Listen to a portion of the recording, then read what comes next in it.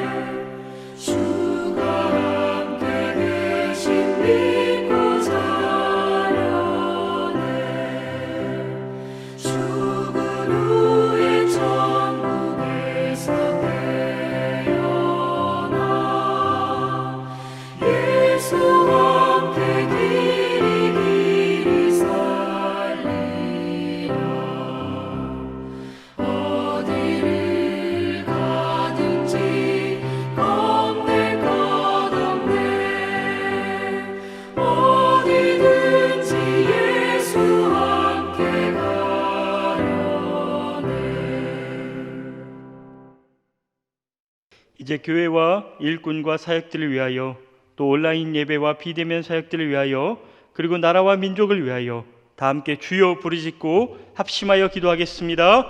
주여! 아버지 하나님, 오늘도 선날을 주심을 진심으로 감사합니다. 우리에게 주어진 이 하루치의 생명과 복을 하나님께 영광 드리며 나아가기 원하오니, 그리고 우리의 마음과 생각을 다스려 주시옵시고, 하나님 원치 않은 일에, 또 하나님께서 미워하는 일에 우리의 마음이 쓰이지 않도록 아버지 도와주시옵소서. 이 아침에 주님 전에 나오게 하시고, 부르짖게 하시고, 하나님 말씀 듣게 하시고, 또 하나님께서 주신 여러 가지 소원을 기도하게 하시며 주시고 감사드립니다. 아침을 깨우는, 새벽을 깨우는 이 귀한 일들이 우리 인생의 거룩한 습관이 되게 하시고, 세상을 알지 못하는 능력의 근원이 되게 하시고, 악한 영들을 물리치며 약한 것들을 바로잡으며 하나님의 일들을 능력 있게 한다는 그런 능력의 원천이 될 수 있도록, 삶의 비전이 될 수 있도록 아버지 역사하여 주시옵소서. 그런 시간 기도하는 것은 하나님께서 세우신 이 아름다운 교회 공동체가 아버지 보시기에 더 아름다운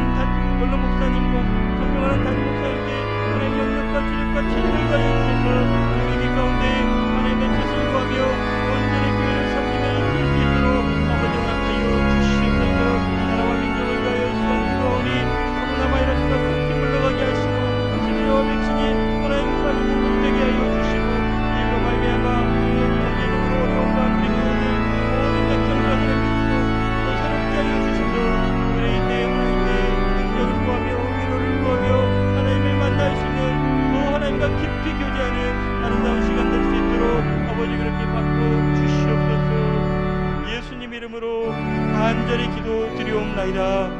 아멘.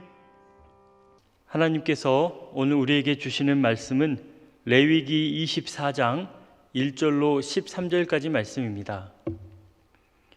레위기 27장 1절로 13절까지 말씀을 봉독하겠습니다. 여호와께서 모세에게 말씀하여 이르시되 이스라엘 자손에게 말하여 이르라.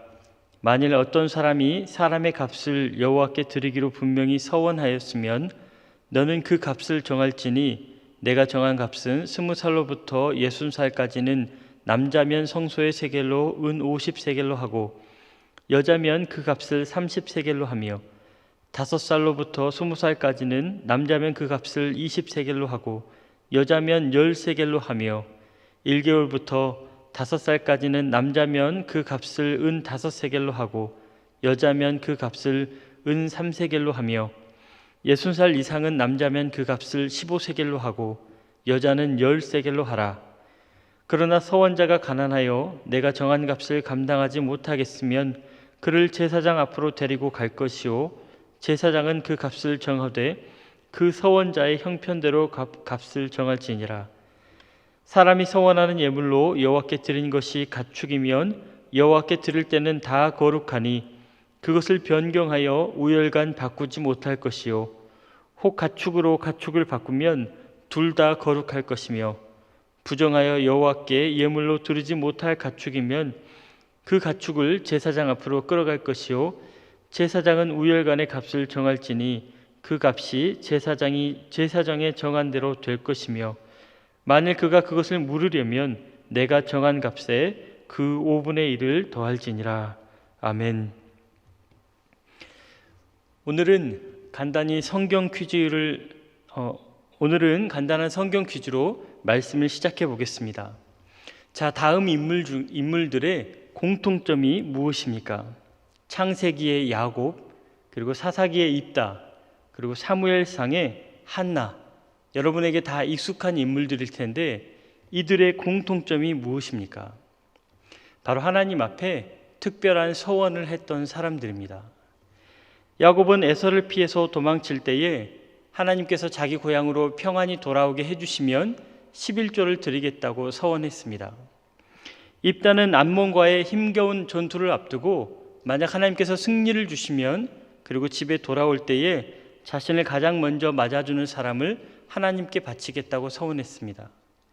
그리고 한나는 자식이 없는 슬픔과 서름 속에서 간절히 기도하며 서원하기를 만약 하나님께서 아들을 주시면 그 아들을 하나님께 드리겠다고 서원하였습니다. 이렇게 서원은 이스라엘 백성이 하나님과 관계 맺는 특별한 방식으로 주로 공경에 처했을 때 구원을 바라거나 하나님의 보호와 인도를 기대하면서 남다른 헌신을 다짐하는 것입니다.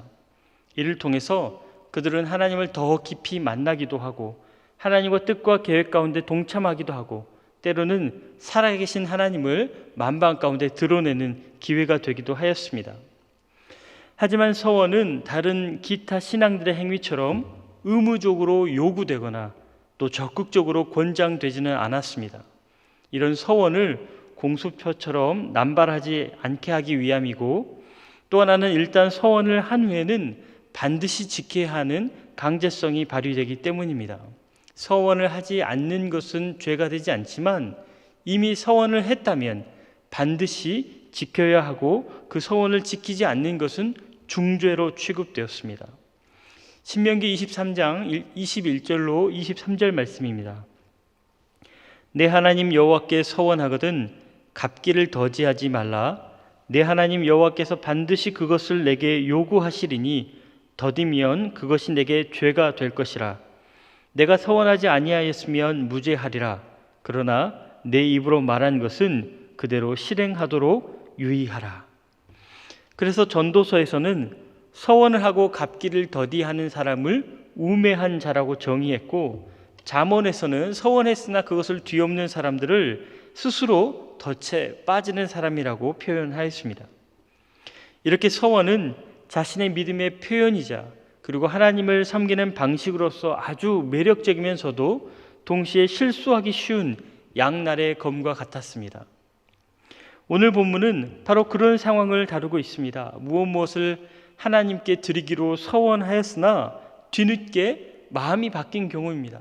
마음은 여전히 하나님께 뭔가 드리고 싶지만 상황이 달라진 경우입니다. 이럴 때 불미스러운 일을 피할 수 있는 방법들을 오늘 본문은 자세하게 설명하고 있습니다. 오늘 본문 2절과 3절 말씀 함께 보시겠습니다. 이스라엘 자손에게 말하여 이르라. 만일 어떤 사람이 사람의 값을 여호와께 드리기로 분명히 서원하였으면 너는 그 값을 정할지니 내가 정한 값은 20살로부터 6살까지는 남자면 성소의 세겔로 은 50세겔로 하고, 사람을 바치기로 서원했다는 것은 그를 제단 위에 불로 태웠다는 것이 아니고 사람을 성별하여 성막에서 봉사하는 종으로 헌신시킨다는 의미입니다. 하지만 성막의 봉사자들은 이미 레위 지파 사람들이 전담자로 구별되어 있습니다. 따라서 일반 백성들은 성막에서의 봉사가 허락되지 않았습니다. 그 대신에 속전, 즉 몸값을 돈으로 환산하여 드리게 하였는데 그렇게 돈으로 지불하면 서원을 이행한 것으로 간주하였습니다. 3절 이하에 정해진 속전을 보면 성별과 나이 그리고 노동할 수 있는 능력에 따라서 그 값을 차등하였습니다. 그리고 이렇게 모인 돈은 성전에 수리할 것을 수리하거나 또 필요한 장비들을 구입하는 데 사용되었습니다. 속전은 가장 비싼 것이 20살부터 60살까지의 남성인데 바로 50세겔입니다. 그리고 이 정도의 금액은 함부로 서원하기에 결코 만만한 금액이 아니었습니다. 일꾼의 한 달 수입이 약 1세겔이었던 것을 고려하면 50세겔은 일꾼의 자기 연봉이 넘어서는 그런 비용이었기 때문입니다. 그래서 가난한 자들은 좋은 마음으로 서원하였다 할지라도 오히려 속전 때문에 패가망신할 수 있었습니다. 혹여는 가난한 자들은 아무리 하나님 앞에 선한 마음이 있다 할지라도 돈이 없어서 서원할 수 없는 제도적인 가림막이 되고 말았습니다. 이에 빈궁한 서원자에 한해서는 제사장이 판단하여 그의 형편대로 속전을 따로 정해 주었습니다. 가난한 자는 가난한 대로 자기의 마음만큼 하나님께 속전으로 드릴 수 있게 하였습니다. 9절부터는 가축을 서원한 경우를 다루는데 역시 원래 계획대로 서원하지 못하고 뭔가 문제가 생긴 경우를 말합니다. 9절과 10절 함께 보시겠습니다. 사람이 서원하는 예물로 여호와께 드린 것이 가축이면 여호와께 드릴 때는 다 거룩하니 그것을 변경하여 우열간 바꾸지 못할 것이요 혹 가축으로 가축을 바꾸면 둘 다 거룩할 것이며. 예를 들어 누군가 타국으로 여행을 가면서 하나님께 건강한 숫소를 드리겠다고 서원했습니다. 마치 야곱처럼 말이죠. 그런데 예정된 여행 계획이 축소되었습니다. 더구나 가장 위험하고 걱정스러웠던 일정은 아예 취소가 되고 말았습니다. 그래서 큰 모험이 될 줄 알았던 여행이 그냥 가벼운 소풍이 되고 말았습니다. 당연히 그는 여행을 무사히 마치고 돌아왔습니다. 이렇게 되니 하나님께 드리기로 한 숫소가 너무 아깝습니다. 슬쩍 암소로 바꾸고 싶습니다. 튼튼하고 젊고 어린 것보다는 늙고 야인 것으로 바꾸고 싶습니다. 그런데 10절을 보면 우열간에 결코 바꿀 수 없다고 기록합니다. 만약 이런 편법을 쓰다가는 오히려 두 짐승 모두를 하나님께 바쳐야 했습니다. 그리고 어떤 때는 제물에 합당하지 않은 부정한 짐승을 서원물로 드리기도 하였습니다. 물론 그는 이것이 부정한 예물이 될 줄 예상하지 못했을 것입니다. 좋은 마음으로 하나님께 가져왔는데 제사장이 판단하기를 부적격한 것으로 판정한 것입니다. 이럴 경우에는 그것을 시장에 팔아 그 이익금을 하나님께 드림으로 서원을 이행하였습니다. 혹은 서원을 아예 없던 걸로 물을 수도 있었는데 이때는 팔았을 경우의 값에다가 5분의 1을 더하여서 속전으로 하나님께 드리면 이 서원은 물러지고 짐승은 본인이 가져갈 수 있었습니다. 14절 이후에는 집이나 밭을 서원했다가 무르는 경우에 대해서도 말하는데 역시 원래의 가치의 5분의 1을 더하여 하나님께 드렸습니다. 그러면 그것을 서원을 이행한 것으로 간주하였습니다. 이렇게 이스라엘 백성들은 사람과 가축 그리고 집과 밭으로 하나님께 서원하여 드릴 수 있었습니다. 혹이 어떤 문제가 생겨서 그것을 드릴 수 없을 때에는 돈으로, 즉 속전으로 바꾸어 드릴 수 있었습니다. 이때 책정되는 금액은 사람의 경우에는 나이나 성별, 노동력에 따라서 차등이 생겼고 아주 빈궁한 경우라면 아예 그의 형편에 맞게 따로 책정받았습니다. 가축이나 집이나 밭은 그 값을 따져서 5분의 1을 더하여 하나님께 드렸습니다. 이런 규정을 통해서 하나님이 이스라엘 백성의 서원이 더 온전하고 충성스러운 것이 되기를 바라셨습니다. 여기까지 이스라엘 백성의 서원에 관해서 함께 살펴보았습니다. 어느 정도 설명이 잘 되었습니까? 여러분, 서원이 무엇이고 어떻게 서원을 이행하는지 혹은 물으게 되는지 이해가 잘 되셨습니까? 하지만 진짜 궁금한 것은 서원이 무엇인지보다 서원에 관한 내용이 굳이 왜 여기에 기록되어 있는지에 관한 것입니다. 오늘 본문은 레위기의 마지막 장입니다. 레위기는 하나님께서 그들을 자기 백성으로 삼기 위해서 하나님의 법과 하나님의 규례를 가르치시는 그런 책입니다. 애굽의 풍속과 다르고 가나안의 규례와 다른 하나님만의 거룩한 법을 가르치기 위해서 일부러 중간지대 시내산으로 그들을 부르셨습니다. 그리고 1년 남짓 걸쳐서 그들에게 하나님의 법을 가르치시는 겁니다. 그런데 그런 장면 가운데 왜 서원에 관한 내용이 가장 마지막 장면이 되었을까요? 왜 하나님은 서원을 하나님의 규례의 마지막으로 정해 주셨을까요? 이스라엘의 하나님은 언약의 하나님이십니다. 그리고 레위기는 그 하나님을 출애굽의 하나님으로 설명합니다. 출애굽은 그들의 조상들이 맺은 언약을 하나님께서 이행하였기에 생긴 사건입니다. 언약의 이행으로 말미암아 그들이 시내산에 있습니다. 따라서 하나님은 약속을 신실하게 지키시는 분입니다. 하나님은 약속을 철저히 지키시는 분이십니다. 반면에 우리는 어떻습니까? 우리는 약속을 잘 지키는 사람입니까? 우리가 만약 우리 스스로 정한 약속도 지키지 못한다면 어떻게 하나님께서 정하신 약속 혹은 하나님께서 명령하신 약속을 지킬 수 있겠습니까? 사실 레위기의 마지막 장이 하나님이 정하신 엄한 약속으로 끝나지 않은 것이 얼마나 다행인지 모릅니다. 여러분, 그 하나님이 정하신 약속을 지키지 않을 때 얼마나 무시무시한 저주를 받게 되는지 26장을 한번 보십시오. 26장 27절부터 29절까지 말씀입니다. 너희가 이같이 될지라도 내게 청종하지 아니하고 내게 대항할진대 내가 진노로 너희에게 대항하되 너희의 죄로 말미암아 7배나 더 징벌하리니 너희가 아들의 살을 먹을 것이요 딸의 살을 먹을 것이며. 레위기 26장은 하나님의 율법을 지키는 자와 지키지 않는 자의 결말을 다룹니다. 지키는 자의 축복은 철을 따라 비를 주시고 사나운 짐승을 쫓아주시고 외적의 침입을 막아주시는 겁니다. 지키지 않는 자의 저주는 하나님께서 온갖 방법으로 그들을 심판하시고 재앙을 내리시는데 7배나 더 재앙을 내리신다고 하셨습니다. 그러니 레위기가 딱 이 장면에서 끝난다면 어떻겠습니까? 7배 심판을 내리시는 그 장면에서 끝난다면 이 율법의 책이 얼마나 두렵고 고통스럽겠습니까? 하지만 하나님은 이 무거운 율법의 책을 우리가 스스로 정한 약속으로 마치게 하셨습니다. 하나님이 명령하신 약속이 아니고 내가 정한 약속입니다. 그것도 힘에 붙이면 형편에 맞게 조정해 주셨습니다. 상황에 따라 마음이 바뀌면 무르게도 하셨습니다. 물론 5분의 1을 더하여 무르게 하셨지만 서원을 아예 못 지켜서 그리하여 범법자가 되는 것은 피하게 하셨습니다. 어떻게든 스스로 정한 것을 지켜보라는 것이 하나님의 마음입니다. 사랑하는 교우 여러분, 우리가 그동안 하나님께 드린 약속은 무엇이었습니까? 스스로 하나님께 다짐한 것들을 잘 지키고 계십니까? 하나님 앞에 작정했던 기도의 분량들, 그리고 하나님 앞에 약속했던 예물들, 또 내가 사랑받을 만큼 나도 사랑하겠다는 약속들, 내가 먼저 양보하고 돌보고 이해하고 용서하겠다는 약속들, 여러분 이런 약속들을 얼마나 잘 지키고 계십니까?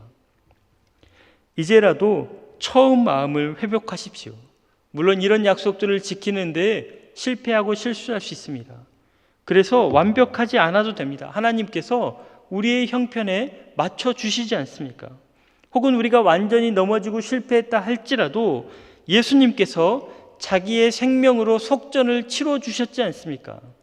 이미 내가 갚아야 할 소원을 하나님 예수님께서 갚아 주셨습니다. 어마어마한 속전을 치렀으니 우리는 이 서원을 이행하는데 어마어마한 실수와 실패를 경험해도 괜찮습니다. 이미 그것이 허락된 것입니다. 다만 포기해서는 안 됩니다. 서원을 하지 않는 것은 죄가 아니지만 이미 한 서원을 지키지 않는 것은 죄가 되었듯이 우리가 하나님 앞에 다짐한 것을 완벽하게 지키지 못하는 것은 이미 용납되고 허락된 것이지만 그러나 이것을 아예 포기해버리는 것은 그리스도의 십자가를 헛되게 하는 것이고 하나님의 은혜와 사랑을 헛되게 하는 것이기에 심판받을 죄악이 되는 것입니다. 사랑하는 교우 여러분, 오늘 이 아침이 하나님께 약속한 것을 다시 시작하는 거룩한 첫날이 되기를 소망합니다. 그리하여 우리의 소원을 통하여 하나님께서 영광 받으시고 많은 사람들이 하나님의 살아계심을 함께 경험할 수 있도록 우리가 쓰임받기를 간절히 소망합니다. 기도하겠습니다. 아버지 하나님, 오늘도 새 아침을 주시고 하루치의 생명과 호흡을 주심에 진심으로 감사드립니다. 이 하루를 하나님께 영광 돌리는 일에 사용하게 하시고 무엇보다도 하나님 앞에서 소원하고 작정하였으나 지금은 멈춰버린 그 일들을 이제 다시 시작하게 하여 주옵소서. 귀한 예배를 위해 물질로 수고로 헌신하신 분들을 기억하여 주시고 그들의 소원에 응답하여 주옵소서. 예수 그리스도의 이름으로 간절히 기도드리옵나이다. 아멘.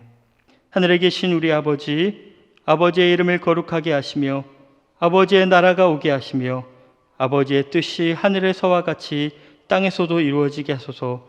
오늘 우리에게 일용할 양식을 주시고 우리가 우리에게 잘못한 사람을 용서하여 준 것 같이 우리 죄를 용서하여 주시고 우리를 시험에 빠지지 않게 하시고 악에서 구하소서.